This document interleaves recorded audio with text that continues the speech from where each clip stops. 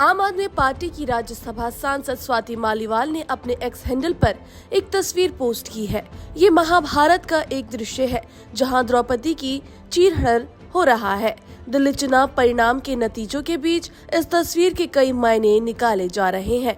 अरविंद केजरीवाल जब दिल्ली के मुख्यमंत्री थे तब सीएम हाउस में स्वाति मालीवाल के साथ जो हुआ वो किसी से छिपा नहीं है। इस घटना के बाद ही स्वाति मालीवाल ने खुलकर आम आदमी पार्टी के खिलाफ बयानबाजी शुरू कर दी थी। दिल्ली विधानसभा चुनाव प्रचार के दौरान उन्होंने आम आदमी पार्टी के खिलाफ जमकर प्रचार भी किया था। स्वाति मालीवाल ने जो द्रौपदी के चीरहरण की फोटो शेयर की है वो केजरीवाल के घर में हुई घटना को याद कर ताजा करते हुए की है। स्वाति मालीवाल ने आरोप लगाया था कि सीएम आवास में उनके साथ मारपीट हुई थी, कपड़े फाड़ दिए गए थे। हालांकि आम आदमी पार्टी ने सभी आरोपों से इनकार किया था। स्वाति मालीवाल ने महाभारत के दौरान द्रौपदी चीरहरण की तस्वीर शेयर की, लेकिन इसके कोई कैप्शन में कुछ नहीं लिखा।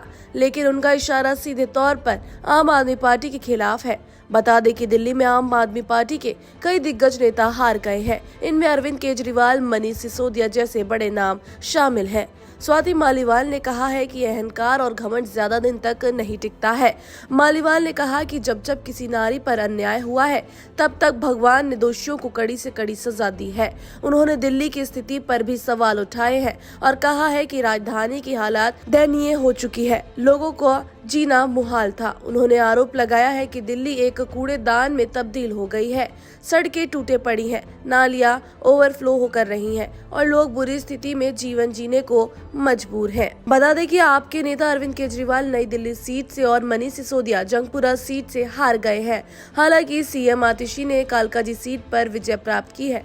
सत्येंद्र जैन भी चुनाव हार गए हैं। हार के बाद केजरीवाल ने कहा, हम हार को स्वीकार करते हैं, भाजपा को जीत की बधाई हो। जनता ने भारतीय जनता पार्टी को बहुमत दिया है। मुझे उम्मीद है कि वो लोगों की आकांक्षाओं पर खरे उतरेंगे। इस जीत पर भाजपा के मुख्यालय पर उत्सव का माहौल है।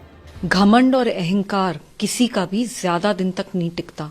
अरे रावण का भी घमंड चूर चूर हो गया था, तो ये तो फिर सिर्फ अरविंद केजरीवाल जी हैं। अगर इतिहास हम देखें तो वो गवाह है कि अगर कभी भी किसी भी महिला के खिलाफ कुछ गलत हुआ है तो भगवान ने उन गलत करने वाले लोगों को दंड दिया है। आज दिल्ली पूरी तरीके से एक कूड़ादान बन गई है। हालात इतने खराब हैं कि आप दिल्ली में कहीं पे भी चले जाइए, सड़कें खराब पड़ी हैं, टूटी पड़ी हैं, लोगों को पानी गंदा बदबूदार सड़ा हुआ मिल रहा है या फिर मिल ही नहीं रहा है, नालियां ओवरफ्लो कर रही हैं, जगह जगह कूड़ा पड़ा है, एयर पोल्यूशन चरम सीमा पे है, यमुना नदी साफ नहीं हुई है। तो लोगों ने इन सब इश्यूज पे त्रस्त होकर आज ये हाल करके दिया है कि अरविंद केजरीवाल जी खुद अपनी सीट हार चुके हैं। जी, अरविंद केजरीवाल के साथ साथ कई आम आदमी पार्टी के बड़े नेता, मनीष सिसोदिया हो गए, सौरभ भारद्वाज हो गए, सोमनाथ भारती, काफी ऐसे लोग हैं जो हार गए। अब क्या वजह देखती हैं आम आदमी पार्टी के इस बार चुनाव हारने की? इनको ये लगता है कि ये कुछ भी गलत कर देंगे, कुछ भी झूठ बोल देंगे, कुछ भी ड्रामा कर देंगे। इन्होंने मेरे साथ क्या नहीं करा, कितना अत्याचार करा। पहले तो मारा पीटा, उसके बाद फिकवा दिया, उसके बाद चरित्र हरण करा। जिसने मेरी पिटाई करी उसको Z+ सिक्योरिटी दिलवाई, उसको डीजीपी और चीफ सेक्रेटरी पंजाब गवर्नमेंट के रिपोर्ट करते हैं क्योंकि वो chief adviser to Punjab chief minister बना दिया गया है। उसको लुटियन जोन में MP की कोठी दी गई। तो जिस लेवल का इन्होंने अत्याचार करा और कैरेक्टर असैसिनेशन मेरा करा है, इतना झूठ और भ्रम फैलाया इन लोगों ने, तो मुझे लगता है कि दिल्ली की जनता समझदार है और वो देख सकती है कि उन्होंने क्या करा और उसका जवाब उन्होंने वोटों के द्वारा दिया है। आपको लगता है आपका जो एक मुद्दा रहा है, जो आपके साथ हुआ है, जो आपने बोला है, क्या वो एक बड़ा मुद्दा था आम आदमी पार्टी का अरविंद केजरीवाल के हारने का? मुझे लगता है कि हमारी कथनी और करनी एक समान होनी चाहिए। अनफॉर्चुनेटली हमारी जो लीडरशिप है उसमें वो कथनी और करनी बिल्कुल अलग होती गई।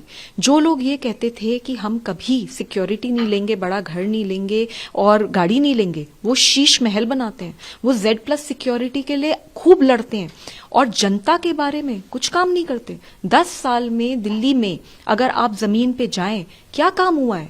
MLAs जो एक बार वोट जीत के आ गया, उसके बाद उसने अपनी शक्ल तक नहीं दिखाई।